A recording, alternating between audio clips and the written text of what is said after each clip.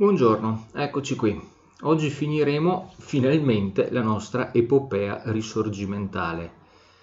Parleremo dell'unificazione della Germania e correlata della terza guerra di indipendenza italiana, nonché della breccia di Porta Pia, tutti i fenomeni che sono intrecciati assieme. Un po' tutto il risorgimento italiano, se avete notato, è una correlazione tra eventi che avvengono nella penisola italica ed eventi che avvengono in Europa.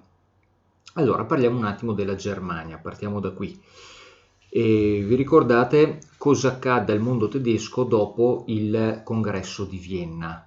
Tutto il mondo tedesco viene unito nella Confederazione Germanica e i due stati più potenti erano la Prussia, che vedete nella cartina a nord, e l'impero austriaco, che in parte rientrava nella Confederazione Germanica. Vedete, questi sono i confini in rosso. Ecco, cosa accade? Che tutto il mondo tedesco venne posto sotto la diretta amministrazione dell'Austria, che in quel momento, dopo il congresso di Vienna, faceva la parte del leone. Però la Prussia, che era un pochino meno forte dell'Austria, però era uno stato in ascesa, scalpitava per sottrarle l'egemonia sul mondo tedesco. Fino a quando inevitabilmente questo rapporto di forza tra Austria e Prussia dovette sfociare in una guerra, come al solito, per ottenere, ripeto, l'egemonia su tutto il mondo germanico. Allora, cosa accade? Che nel 1862, quindi ne passano di anni dopo il congresso di Vienna, venne eletto cancelliere prussiano Otto von Bismarck, un nome molto famoso nel mondo germanico perché fu il Cavour prussiano o il Cavour tedesco, cioè la figura politica che ottenne l'unificazione nazionale del proprio paese, in questo caso la Germania. Ecco, venne nominato dal re di Prussia, ovvero da Guglielmo I, della famiglia degli Hohenzollern, e venne nominato nonostante la sua fama di reazionario. Bismarck apparteneva al ceto degli Junker, che sarebbero i nobili latifondisti prussiani, ed aveva la fama di essere uno di quelli dei più conservatori fra gli Junker. Il programma politico di Bismarck venne espresso in un suo celebre discorso, quando disse che egli mirava all'unità nazionale, cioè all'unificazione dei paesi tedeschi in un grande Reich, cioè impero tedesco, ma mirava questa unità nazionale, cito, parole di Bismarck, non con i discorsi né con le deliberazioni della maggioranza, bensì col sangue e col ferro. Questo era il programma politico di Bismarck, cioè giungere all'unità nazionale attraverso la forza dell'esercito, sostanzialmente. E c'è da dire che Bismarck diede prove delle sue capacità, perché nel giro di pochissimi anni la Prussia fece un enorme balzo in avanti. Non solo giunse ad unificare la Germania, ma delle 5 grandi potenze europee, che erano Inghilterra, Francia, Austria, Prussia e Russia, le potenze europee che si unirono nelle varie coalizioni antinapoleoniche, nelle varie potenze europee la Prussia era l'ultima, era la quinta. Ecco, nel giro di pochi anni, grazie a Bismarck, diventa la seconda, dopo l'Inghilterra, ovvero la prima sul continente, scalzando addirittura Austria e Francia. Ecco, il problema principale per poter giungere a questo obiettivo, l'unificazione della Germania, era evidentemente l'Austria, perché era l'Austria che godeva dell'egemonia sulla Confederazione Germanica.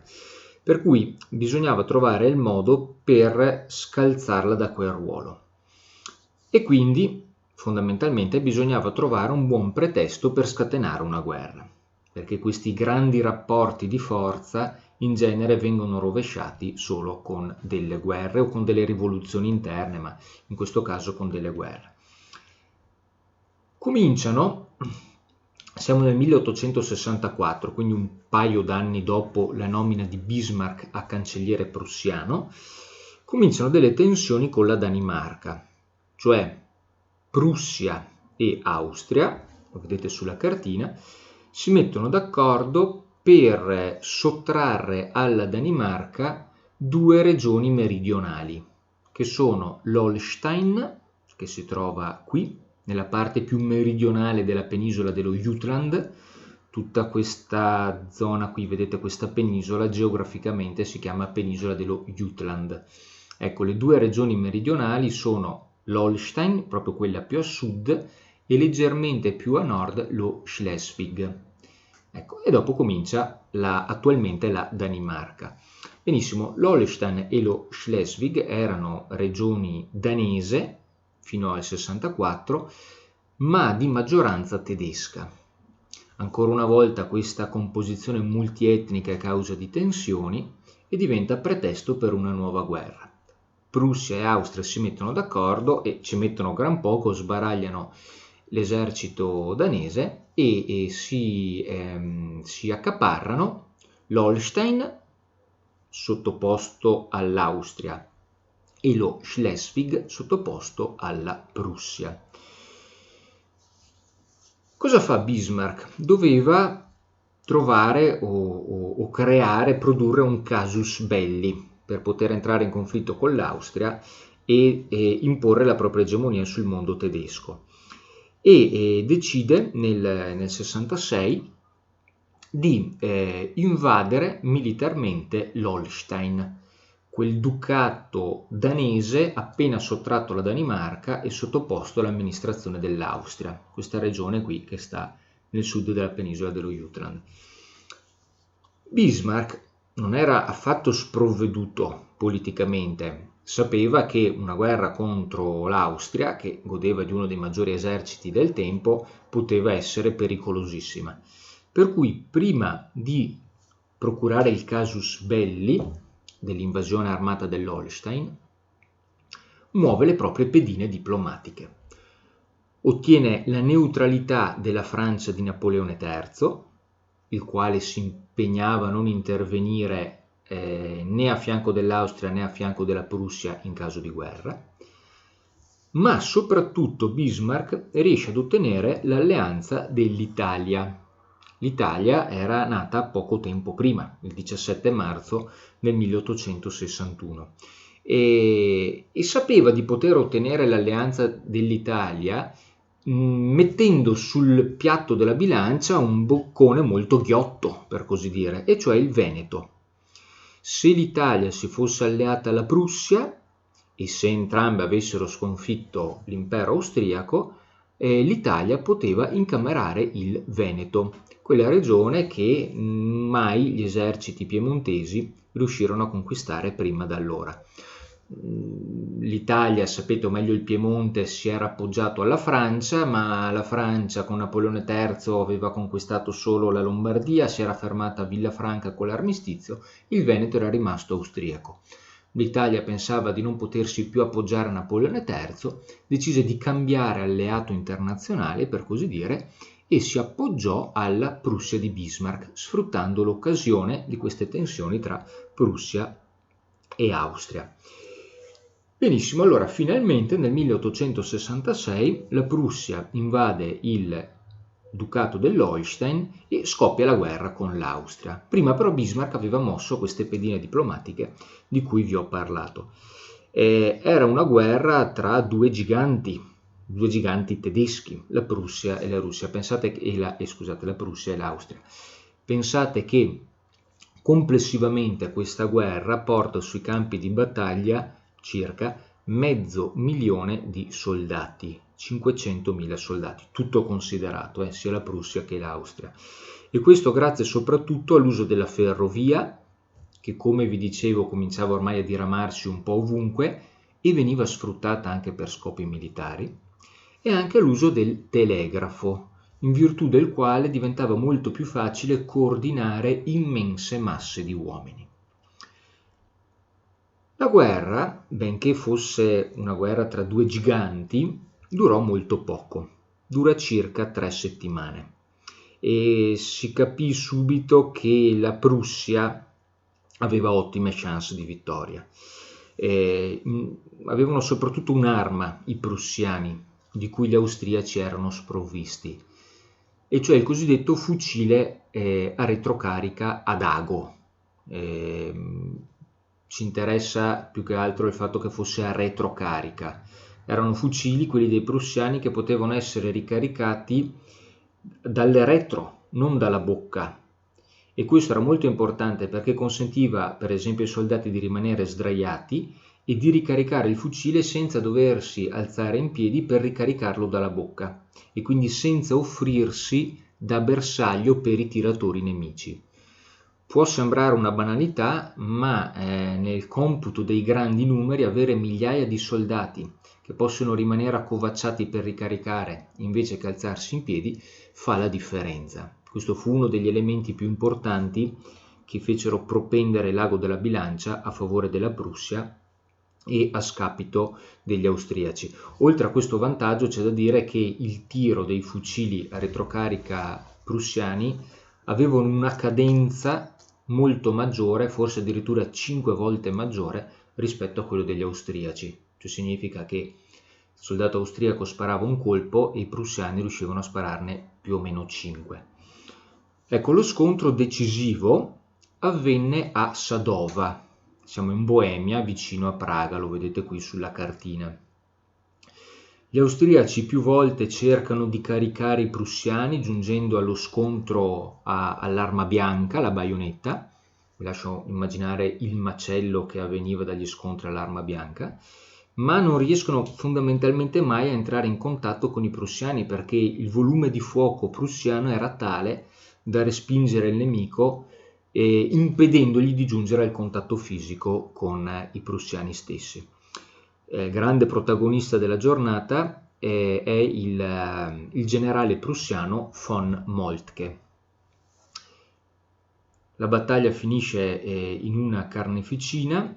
Pensate che complessivamente la guerra produce 20.000 morti tra gli austriaci e 9.000 tra i prussiani. Ecco, diversi di questi si caddero proprio a Sadova.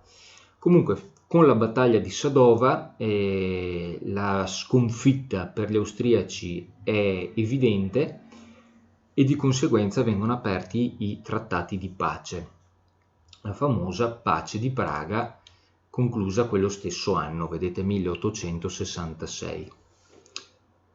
Questa pace sanciva che l'Austria doveva cedere il Veneto all'Italia, perché mentre i prussiani e gli austriaci combattevano tra di loro, anche gli italiani entrarono in guerra perché si erano preventivamente alleati con i prussiani, obbligando così gli austriaci a dividere le forze, un contingente a nord contro i prussiani e un contingente a sud contro gli italiani. Anche questo faceva parte della strategia di Bismarck, evidentemente.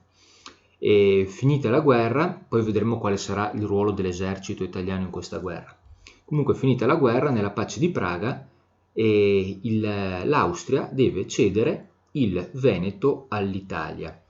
Non lo cede direttamente all'Italia, lo cede alla Francia, che lo rigira all'Italia, e poi vedremo il perché. Comunque, di fatto il Veneto diventa italiano, 1866.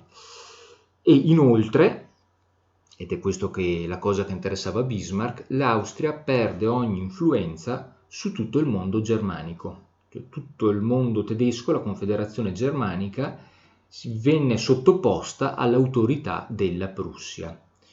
Lo vedete qui sulla cartina, no? Tutte queste zone qui blu sono zone di dominio prussiano. Viceversa, vedete com'era la situazione prima.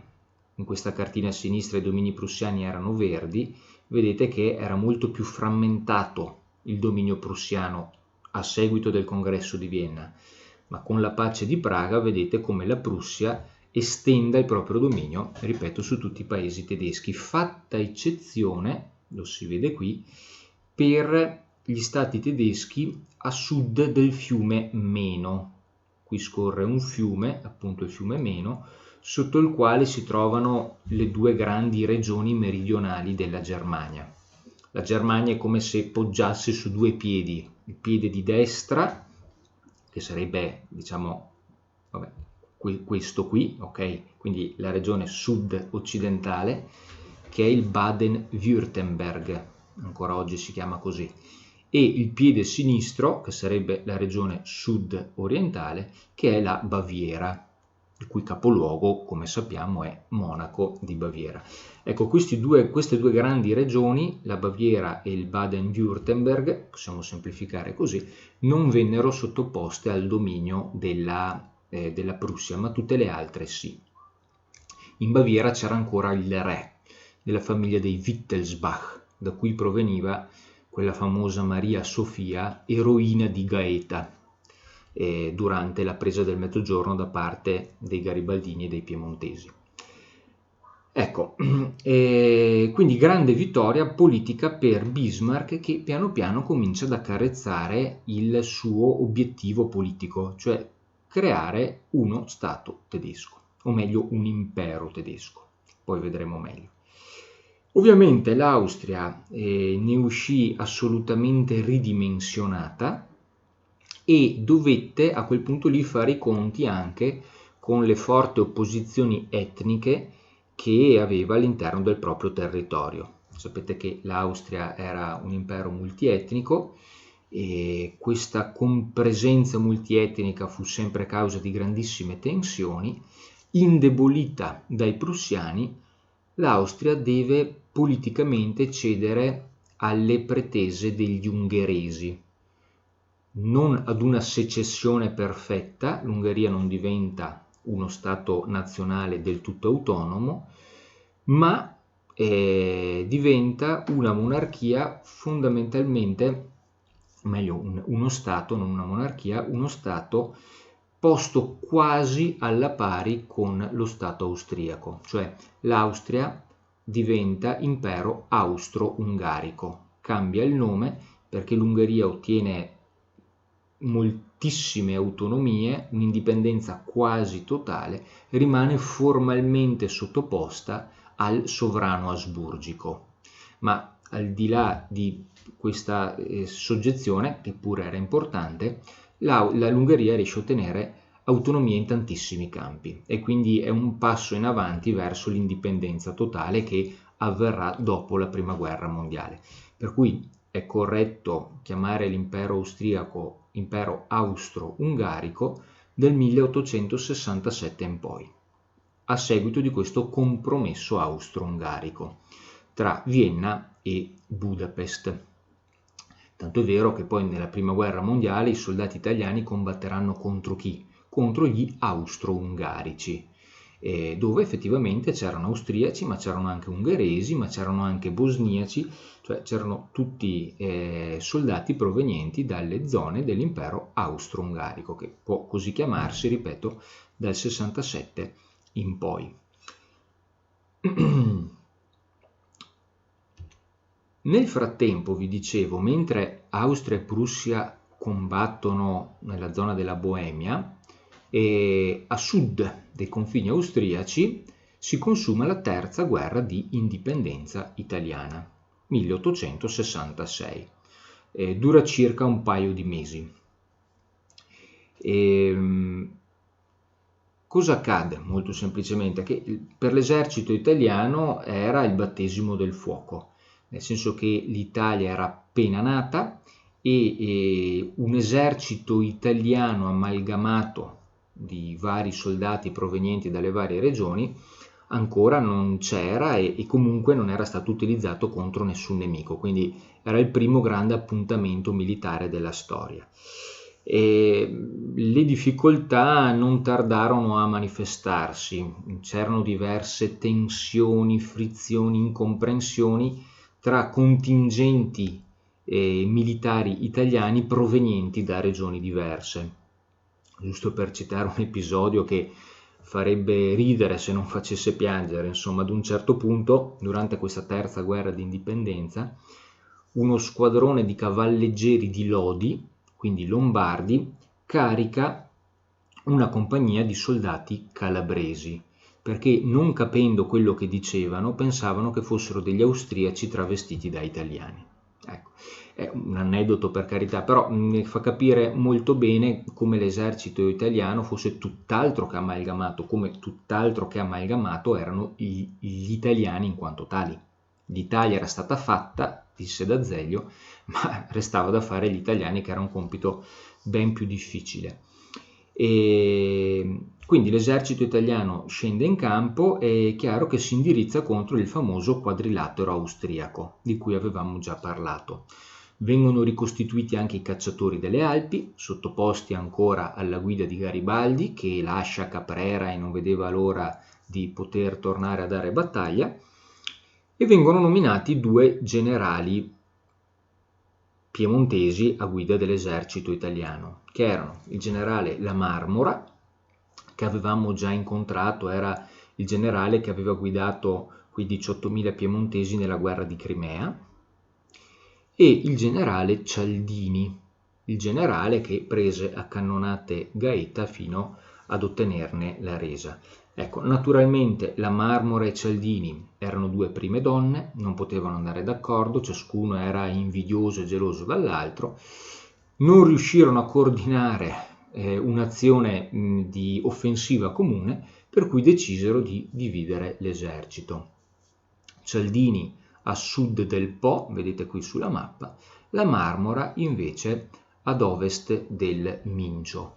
La Marmora manda i suoi uomini all'attacco contro gli austriaci, approfittando del fatto che parte dell'esercito austriaco nel frattempo era impegnato a nord contro i prussiani, e gli italiani subiscono una catastrofica sconfitta a Custoza, ancora una volta. Già erano stati sconfitti a Custoza i piemontesi nella prima guerra di indipendenza. E le cose per l'Austria si mettono male, non a causa degli italiani, ma a causa dei prussiani. L'Austria nel frattempo viene sconfitta nella battaglia di Sadova, e pensate che subito dopo Sadova, quando ancora l'Austria era indecisa se arrendersi o meno, l'Austria offre la cessione del Veneto all'Italia purché gli italiani si ritirassero dalla guerra. E quindi era un'occasione ghiotta per poter incamerare il Veneto. Gli italiani cosa fanno? Il governo italiano rifiuta perché sarebbe stato oltremodo disonorevole ottenere una regione senza nemmeno una vittoria militare. Per cui si cercava una grande vittoria sul campo, per dare morale all'esercito, per dare prestigio ad una nuova nazione, l'Italia, che era appena nata e che doveva dimostrare in qualche modo di che pasta era fatta a se stessa ma anche all'Europa. Per cui anche con un certo sdegno l'Italia rifiuta questa offerta austriaca e si intestardisce nel voler combattere. La seconda e ultima grande battaglia che si consuma tra italiani e austriaci, ma sarebbe meglio dire tra italiani e austroveneti, perché ricordo che circa 1/3 dell'esercito austriaco era costituito da veneti in realtà, è una battaglia navale, è la famosa battaglia di Lissa, dove si affrontano da un lato la marina italiana, guidata dall'ammiraglio Conte di Persano, che avevamo già incontrato alla guida della flotta piemontese durante la caduta di Napoli, e dall'altro lato la marina austriaca formalmente, ma di fatto veneta, perché quando l'Austria incamerò con il trattato di Campo Formio la Repubblica della Serenissima, inglobò anche tutto il know-how legato alla Serenissima e quindi anche tutta la flotta. Per secoli Venezia fu una grande potenza marittima, per cui di fatto la marina austriaca era la marina veneziana. Tanto è vero che la lingua ufficiale della marina austriaca era il dialetto veneto, o meglio la lingua veneta, perché non era considerato dialetto, era una lingua vera e propria. L'ammiraglio della flotta, chiamiamola allora austro-veneta, perché ripeto di fatto composta da veneti, l'ammiraglio era un ungherese. Perché un ungherese? Perché l'Ungheria faceva parte appunto dell'impero asburgico. Si chiamava Tegetov. Pensate che Tegetov, per giungere al grado ammirevole di ammiraglio, dovette studiare nell'Istituto di Marina Veneto. E pensate che dovette imparare il dialetto veneto, la lingua veneta. Quindi provate a immaginare un ungherese che dava ordini in dialetto veneto, doveva essere abbastanza curioso, sarebbe stato bello sentirlo. Comunque, per dire che la marina era di fatto veneta. Allora, cosa succede? Che avviene questa grande battaglia a Lissa, italiani da una parte contro austro-veneti dall'altra.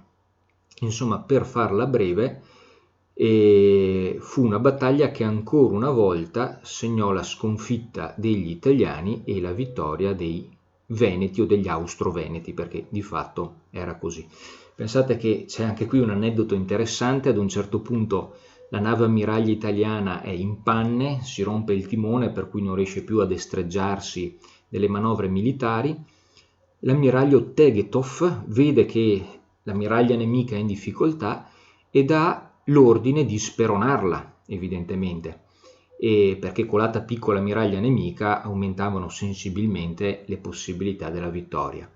E l'ordine che diede fu straordinario, è rimasto agli atti, è storico, un ordine che tutti dovevano comprendere, e quindi in Veneto.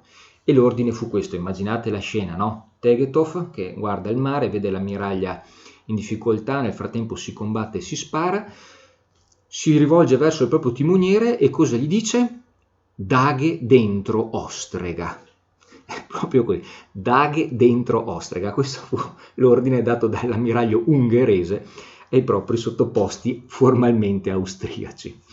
Ecco, e pensate, e alla fine, colando a piccola ammiraglia nemica italiana, gli austro-veneti colgono una seconda grandissima vittoria sul campo, prima a Custoza sulla terra e poi a Lissa sul mare. Pensate che, anche questo è un aneddoto significativo, finita la battaglia, in particolare abbastanza imbarazzante da un certo punto di vista, ma molto significativo dall'altro, finita la battaglia, gli equipaggi veneti della marina austriaca si tolsero il berretto, lo lanciarono in aria gridando "Viva San Marco". Ecco, questa era un po' l'aria che tirava nella marina austro-veneta. Tegetov è rimasto famoso per un'altra frase, finita questa battaglia, quando disse che navi di legno comandate da uomini con la testa di ferro, e cioè la marina austriaca, navi di legno, cioè abbastanza deboli, ma comandate con uomini dalla testa di ferro, cioè uomini, vuol dire, competenti, scaltri, hanno sconfitto navi di ferro, quelle italiane, comandate da uomini con la testa di legno.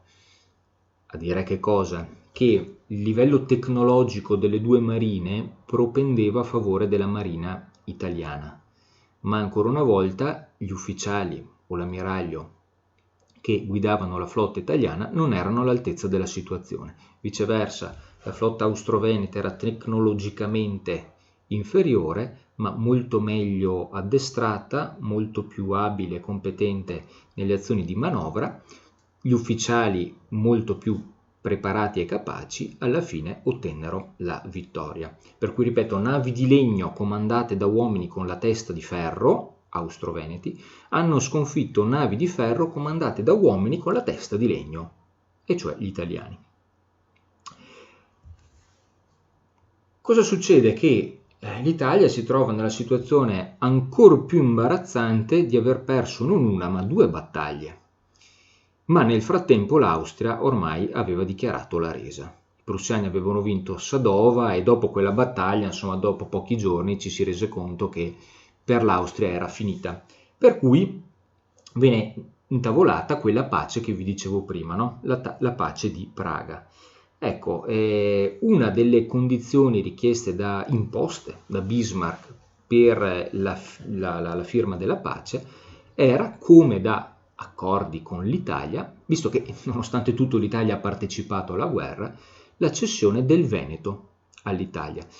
Ovviamente gli austriaci erano furibondi perché gli italiani li avevano sconfitti 2 volte. Gli austriaci avevano investito delle somme di denaro straordinarie nel Veneto, non fosse altro per fortificarlo, perché all'interno del quadrilatero le opere di fortificazioni furono innumerevoli.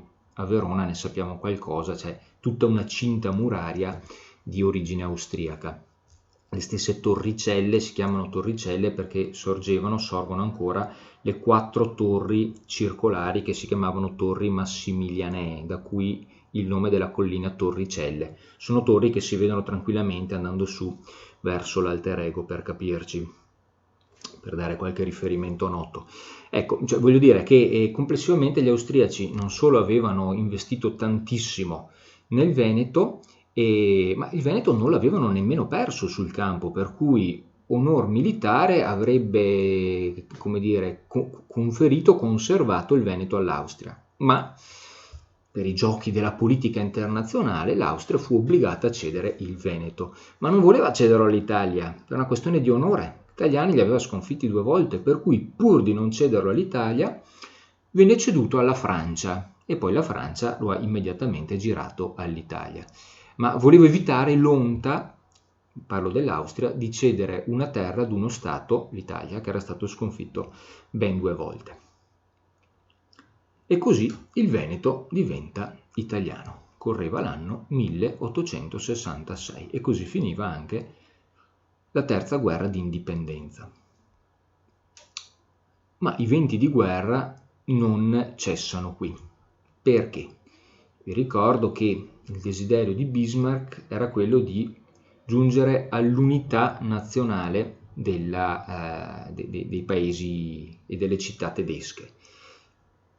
Per cui, uscito vincitore dalla guerra contro l'Austria, Bismarck mirava a realizzare finalmente questo suo obiettivo, ma sapeva benissimo che un grande Reich tedesco, quindi un grande impero tedesco, da sottoporre ovviamente alla guida degli Hohenzollern di Prussia, cioè della famiglia regnante di Prussia, un po' come i Savoia in Italia, per capirci, sarebbe stato sicuramente ostacolato da chi? Dalla Francia di Napoleone III, perché io vi ricordo che la Francia poté diventare una grande potenza in Europa anche grazie alla famosa pace di Westfalia, quella del 1648, la pace che metteva termine alla guerra dei 30 anni, perché con quella pace la Francia ottenne il più grande risultato che poteva ottenere, e cioè la frammentazione politica del Sacro Romano Impero, cioè diciamo del mondo tedesco.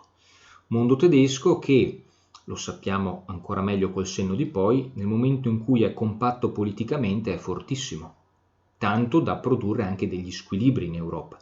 Mondo tedesco che viceversa, quando era frantumato, era estremamente debole. Per cui la Francia del Re Sole, per capirci, e dei suoi successori, ha potuto brillare anche sulle macerie di un Sacro Romano Impero che era frammentatissimo al proprio interno. Questo obiettivo di Bismarck di unificare la Germania sotto lo scettro prussiano mandava in frantumi i risultati ottenuti con la pace di Westfalia. E quindi è chiaro che Napoleone III avrebbe ostacolato in tutti i modi l'unificazione dello Stato tedesco.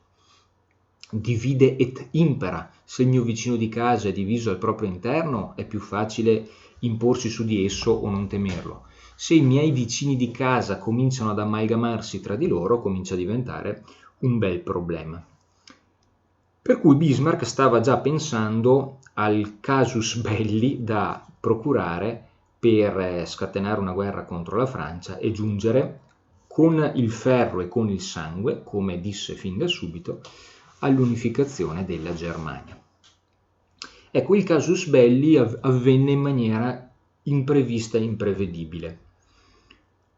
Accadde che nel 1868 In Spagna c'era fermento, la Spagna è un paese su cui non ci siamo soffermati tanti, ma è stata sconvolta da diverse tensioni e rivoluzioni civili.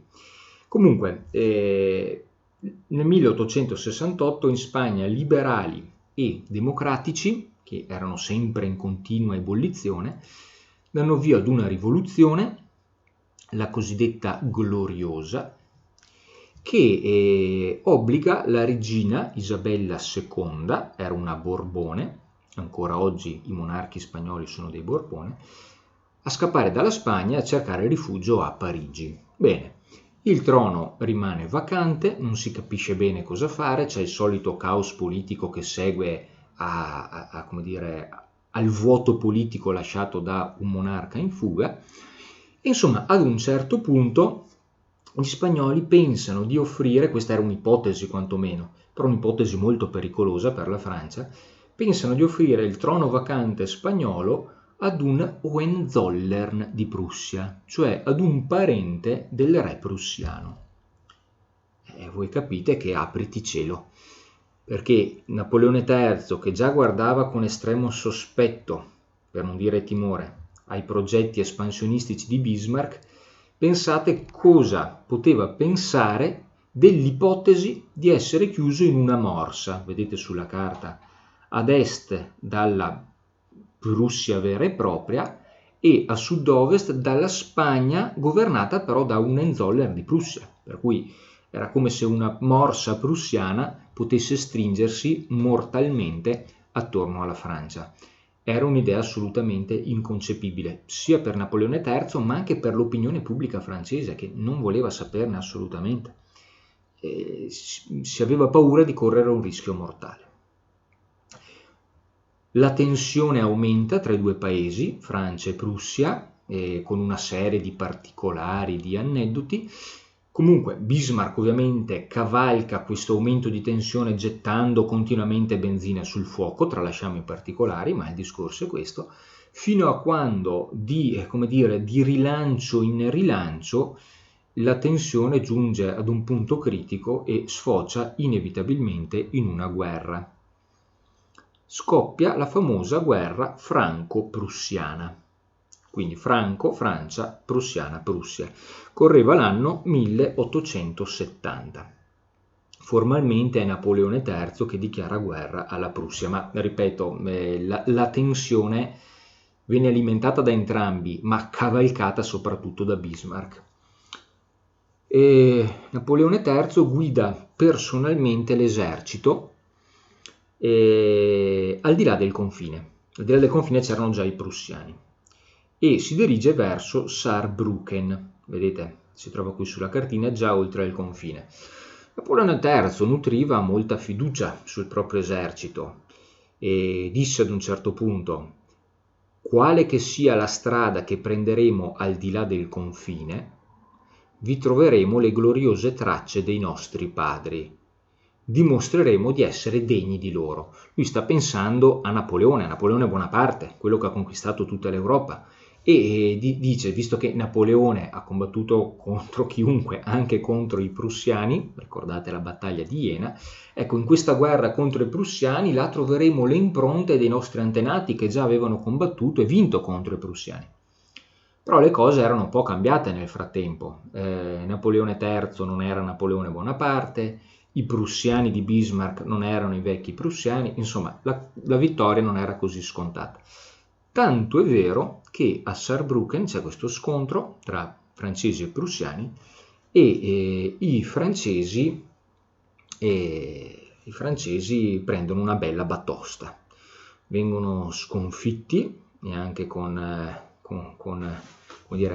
molta verve dai prussiani, e Napoleone III, che era alla guida del proprio esercito, decide di riparare a Sedan, lo vedete qui sulla cartina, che era una città fortificata. E Napoleone III commette un errore clamorosissimo perché si mette in trappola da solo. Pensava che la fortificazione della città fosse sufficiente per proteggere se stesso e il proprio esercito, non sapendo che i cannoni prussiani, tecnologicamente avanzati, erano potentissimi e che sbriciolavano o comunque creavano delle brecce enormi nelle mura di Sedan.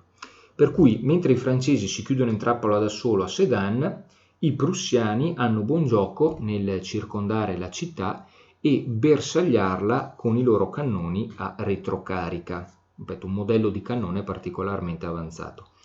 I francesi si rendono conto che hanno fatto la fine del topo in gabbia e che rimanere asserragliati a Sedan sarebbe stato un suicidio, per cui tentano una sortita, cioè tentano di uscire dalla città per sfondare le linee nemiche e aprirsi un varco oltre l'assedio, ma venne respinta dai prussiani, anche se a caro prezzo, perché pensate che in questa battaglia, complessivamente a Sedan, ci furono 9.000 morti 9.000 tra morti e feriti tra i prussiani, solo tra i prussiani. Un numero comunque ben maggiore dei morti italiani durante tutta l'epopea risorgimentale, come avevamo già detto. Ma nonostante il prezzo di sangue pagato dai prussiani, ripeto 9.000 morti, la sortita francese viene respinta e di conseguenza Napoleone III si rende conto che non c'è nessuna più possibilità di successo.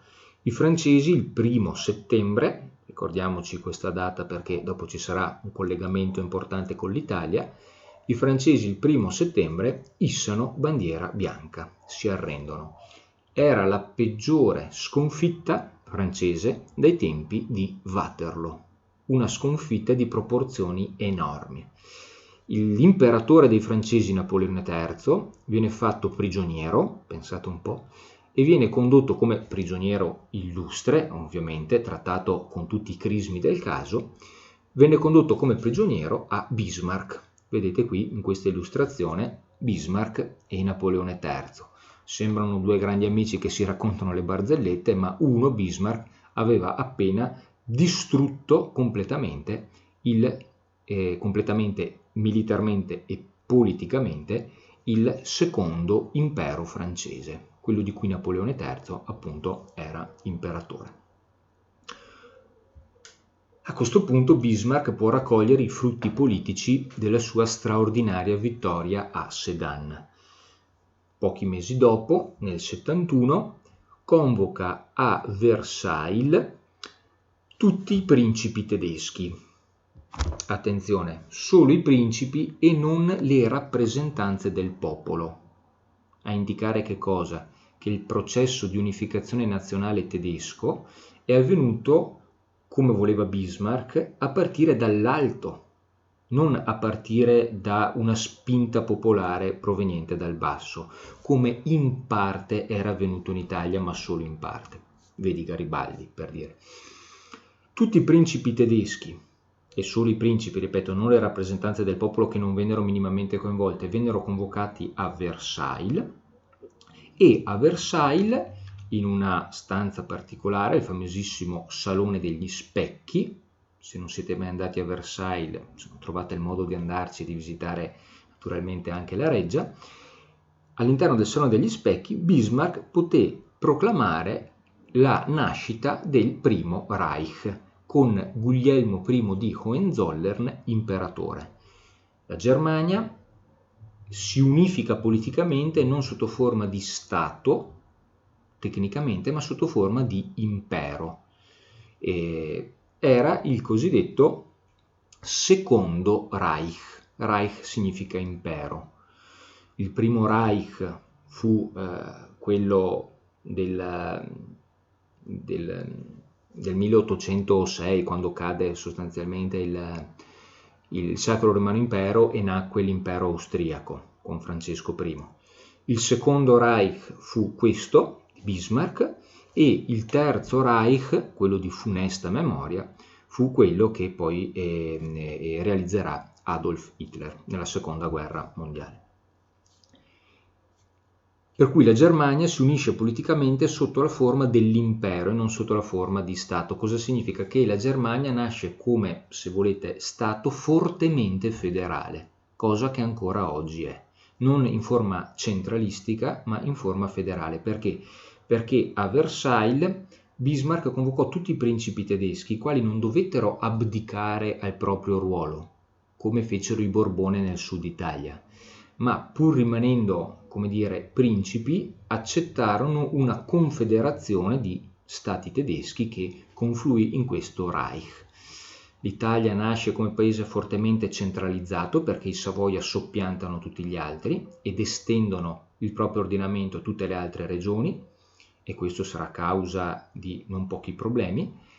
La Germania nasce fondamentalmente come Stato federale, come Reich, come unione di più regioni, in ognuna delle quali però il potentato di turno mantenne un certo margine di potere e di autonomia rispetto allo Stato centrale, alle istituzioni centrali.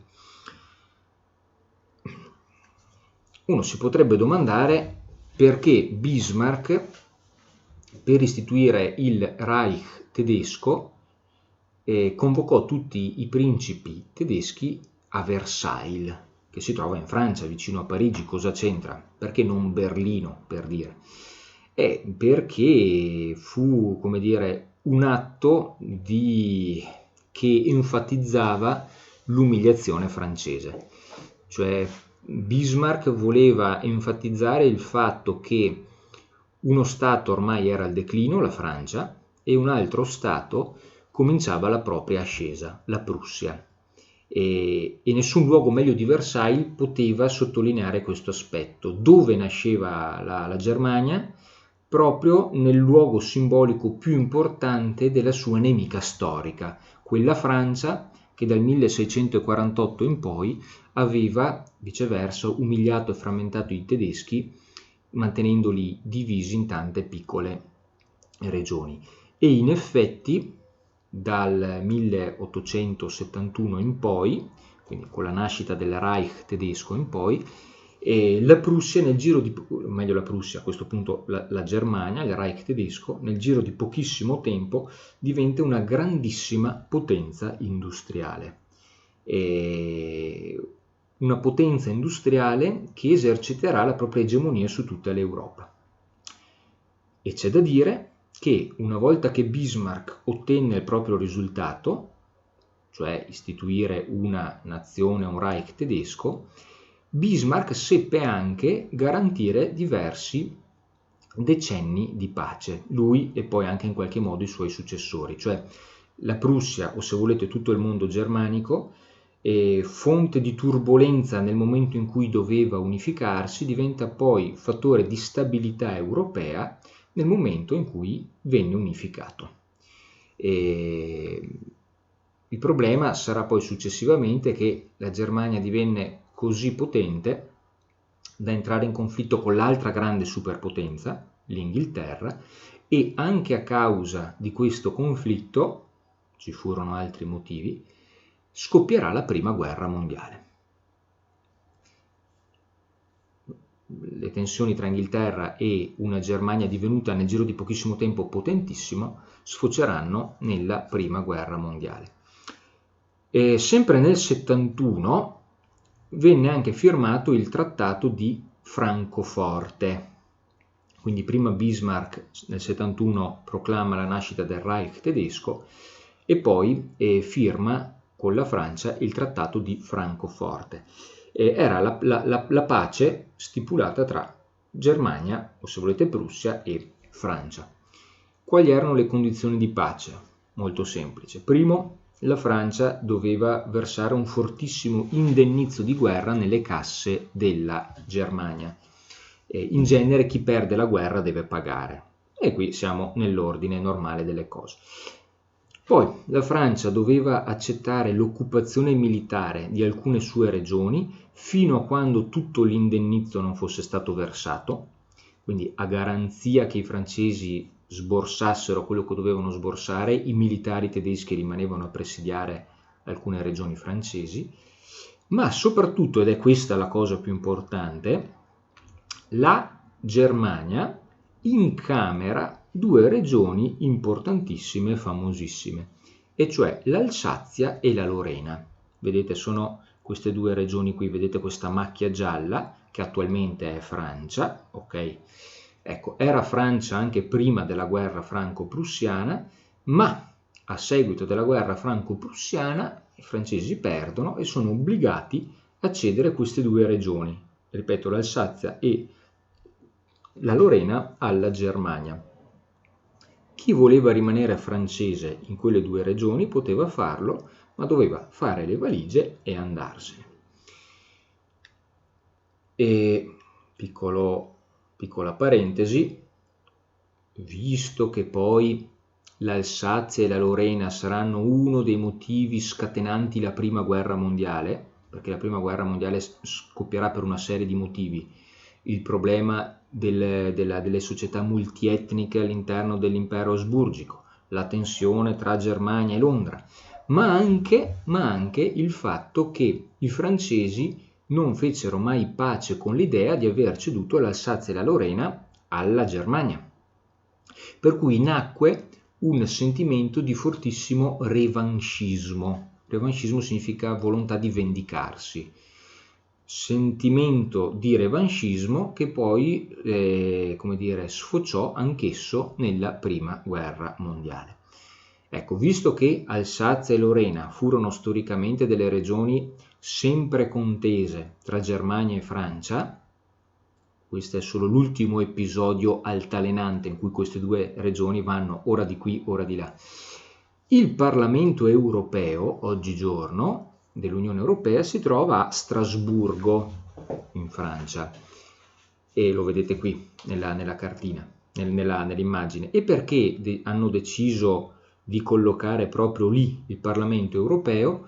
Proprio a indicare l'unità ritrovata dei popoli europei, cioè Strasburgo e più in generale l'Alsazia e la Lorena, da sempre simbolo della conflittualità europea, quantomeno tra Francia e Germania, diventa oggigiorno il simbolo dell'unità europea grazie alla presenza del Parlamento, laddove i paesi europei risolvono le proprie questioni non attraverso la forza delle armi, ma attraverso la forza della ragione, in teoria, la forza del dialogo, il dibattito parlamentare. Per cui la collocazione lì del Parlamento è una collocazione fortemente simbolica.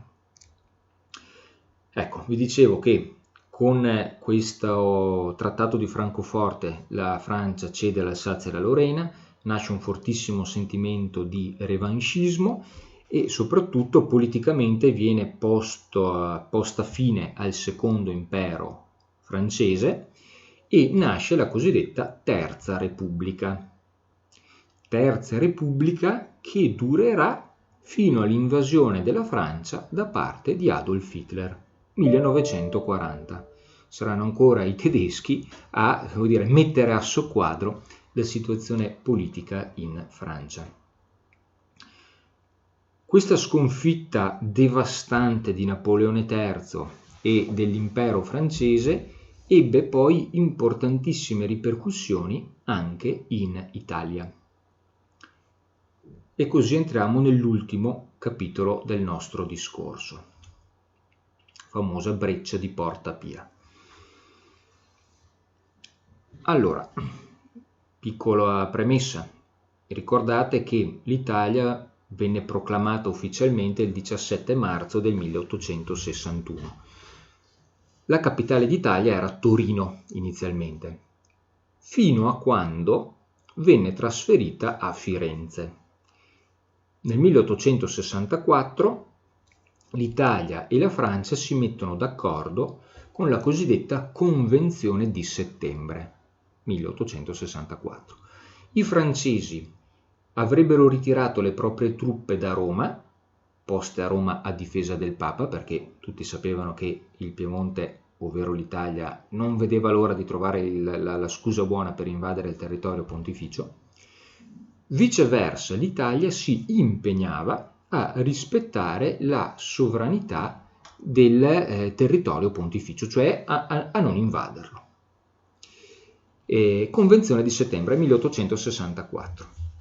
Napoleone III poté spacciare questa convenzione come un grande risultato di politica internazionale, poteva ritirare i propri militari ottenendo la fiducia dell'Italia e viceversa, ovviamente, i governanti italiani spacciarono in patria, diciamo, offrirono una diversa interpretazione di quella Convenzione di settembre in patria, dicendo che, in sostanza, oggi Firenze, domani Roma, cioè geograficamente Firenze rappresentava una tappa verso Roma.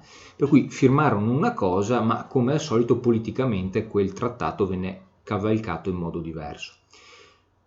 È anche vero però che finché c'era questo impegno formale da parte dell'Italia a non violare lo Stato Pontificio, l'Italia, se voleva mantenere un briciolo di credibilità internazionale, doveva tenere fede ai patti. Ma con la sconfitta di Sedan, ecco che torniamo a noi, 1 settembre 1870, Napoleone III venne sconfitto. Il secondo impero francese crolla. Per cui i governanti italiani ovviamente prendono la palla al balzo, affermando che cosa? Che quella convenzione di settembre con cui l'Italia si impegnava con il secondo impero francese a rispettare l'inviolabilità dei confini pontifici non valeva più, perché uno dei due contraenti, e cioè l'impero francese, non esisteva più. Per cui quel trattato di politica internazionale era da considerarsi nullo. Detto fatto, l'Italia, sempre a guida piemontese, organizza l'ultimo episodio bellico del Risorgimento, un'ultima guerra formalmente d'aggressione, e cioè l'esercito italiano venne spedito verso Roma. Si trattava di prendere Roma con le buone o con le cattive, evidentemente con le cattive. Pio IX naturalmente denuncia subito quell'azione militare come un'aggressione ingiustificata e l'esercito italiano assedia la città. Il 20 settembre 1870, lo vedete nell'immagine qua sotto, un'immagine storica, venne aperta la famosa breccia di Porta Pia. Eccola qui. Breccia di Porta Pia perché? Perché questa che vedete sulla sinistra era Porta Pia, però era una porta dal grande valore archeologico e storico, per cui quantomeno non era il caso di bombardare quella. Decise l'esercito italiano di aprire la breccia in un altro punto della cinta muraria, storicamente, archeologicamente meno importante. Poi tutta la cinta era importante, a dire il vero, ma dovendo scegliere meglio un punto piuttosto che l'altro. E quindi venne aperta questa breccia qui, eccola qui, la breccia di Porta Pia. A comandare l'esercito italiano c'era il generale Raffaele Cadorna. Gli artiglieri aprono il fuoco e poi i bersaglieri entrano in massa all'interno della città. C'è uno scontro a fuoco abbastanza breve con l'esercito papalino, che ripeto è un esercito che di per sé penso non abbia mai vinto una battaglia nella storia. Cadono 49 italiani e 19 pontifici. Poi l'esercito papalino dichiara la resa.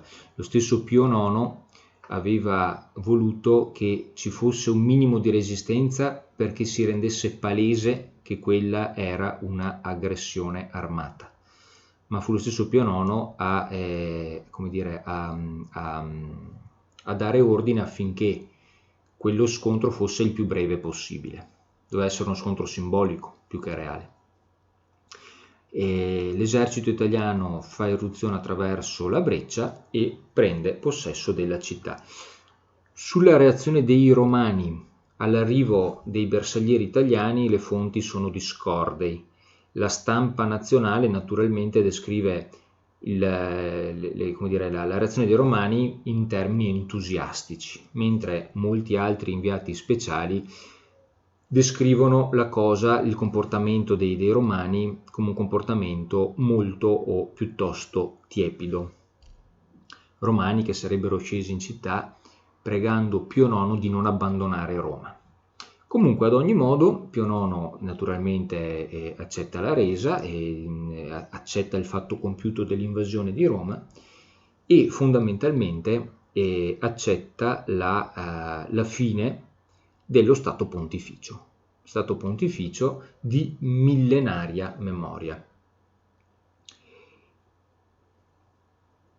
Pochi giorni dopo, ovviamente, il solito plebiscito sancì a furor di popolo l'annessione di Roma all'Italia. Lo Stato della Chiesa cessa di esistere per sempre.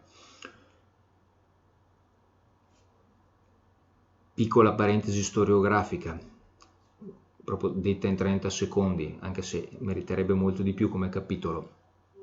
Lo Stato della Chiesa ha giovato o meno alle sorti politiche dell'Italia, storicamente considerata? È rimasta famosa un'osservazione di Machiavelli.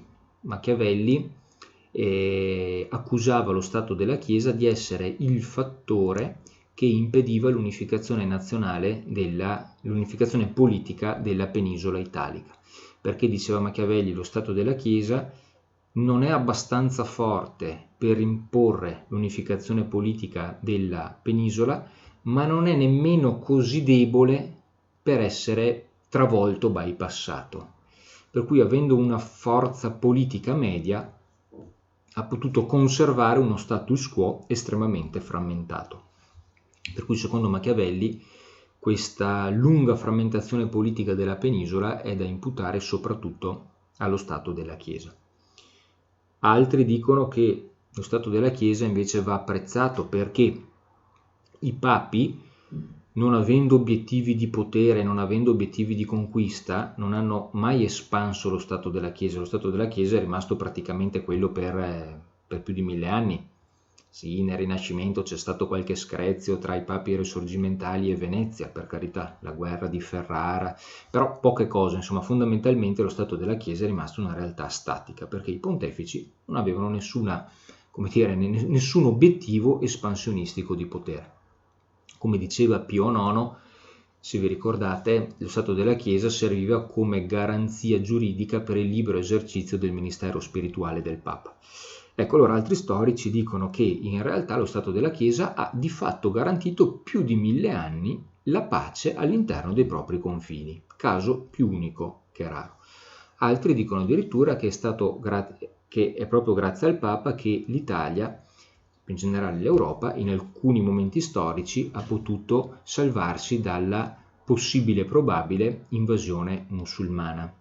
Nella battaglia di Lepanto fu un papa a organizzare la Lega Santa che sconfisse la flotta musulmana. Se non ci fosse stata quella battaglia sarebbe stato probabile un'invasione dell'Italia da parte dei musulmani, a sud attraverso la flotta e da nord attraverso i Balcani.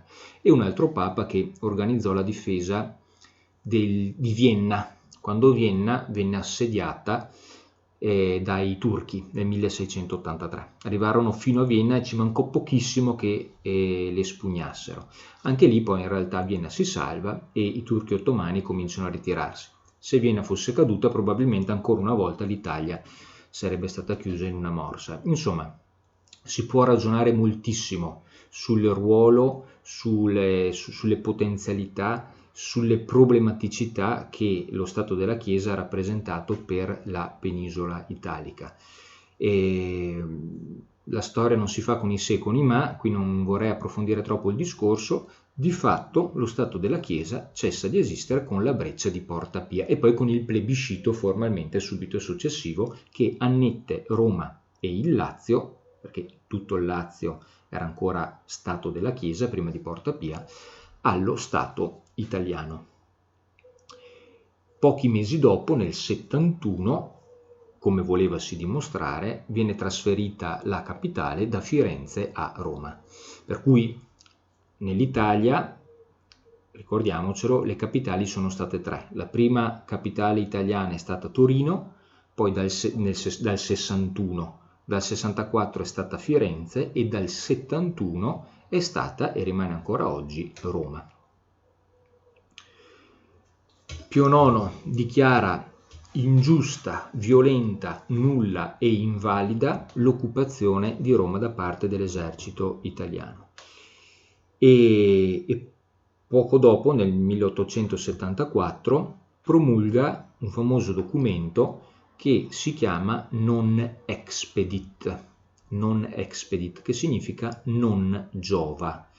Ecco, in quel documento Pio IX come dire, invitava tutti i cattolici italiani, e quindi praticamente quasi tutta la popolazione italiana, a non partecipare alla vita politica dello Stato italiano, visto che lo Stato italiano era stato così non curante di qualsiasi regola internazionale, fino ad aggredire anche Lazio e Roma.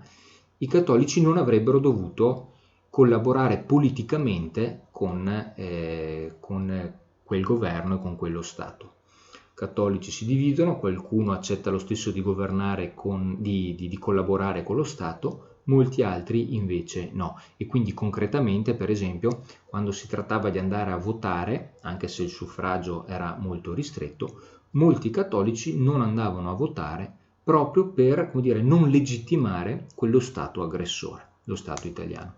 Insomma, ancora una volta si apre a tutti gli effetti la cosiddetta questione romana, cioè il contrasto apparentemente insanabile tra Roma, o se volete il Vaticano, e lo Stato italiano. Le tensioni tra cattolici liberali, tra cattolici e massoni, tra cattolici e governo piemontese erano già state numerose negli anni precedenti.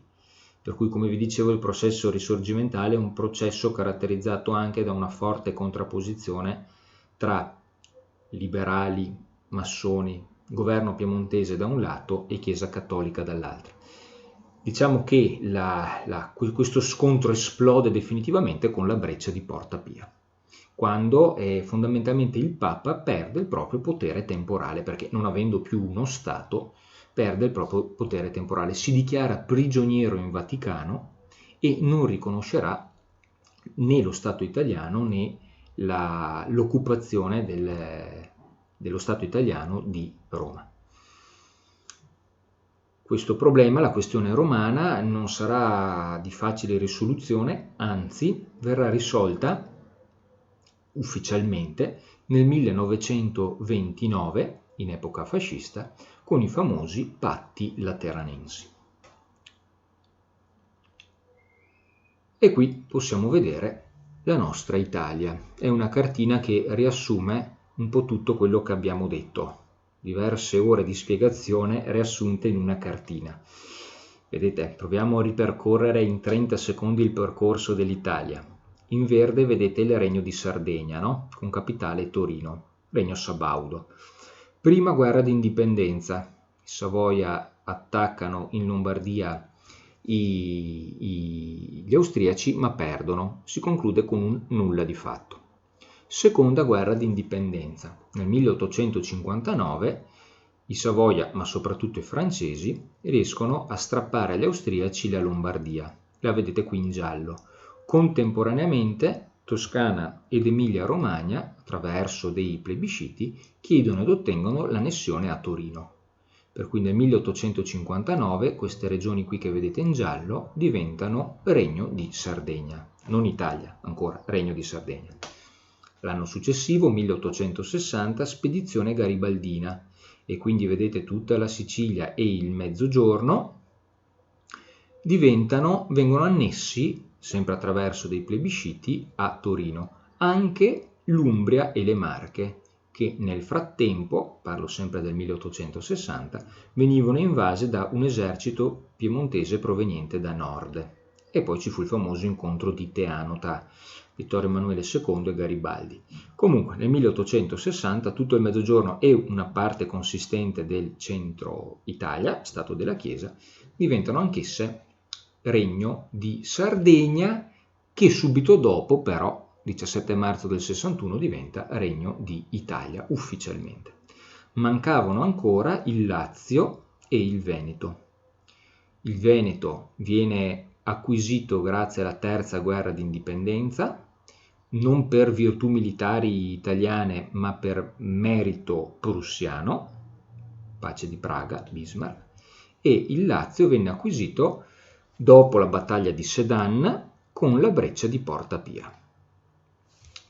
Savoia e Nizza erano state cedute nel 59, Cosa rimane? Ormai vedete che l'Italia praticamente assume la forma che conosciamo oggigiorno. Cosa rimaneva ancora fuori? Rimanevano fuori il Trentino Alto Adige, ancora austriaco, e il Friuli Venezia Giulia, ancora sottoposto alla corona asburgica. Il Trentino e il Friuli Venezia Giulia verranno incamerati alla fine della Prima Guerra Mondiale, motivo per cui qualche storico ha, come dire, ribattezzato o interpretato la Prima Guerra Mondiale come Quarta Guerra d'Indipendenza e quindi come dire, conclusione piena del processo risorgimentale. Bene, abbiamo finito con il Risorgimento, vi saluto e alla prossima.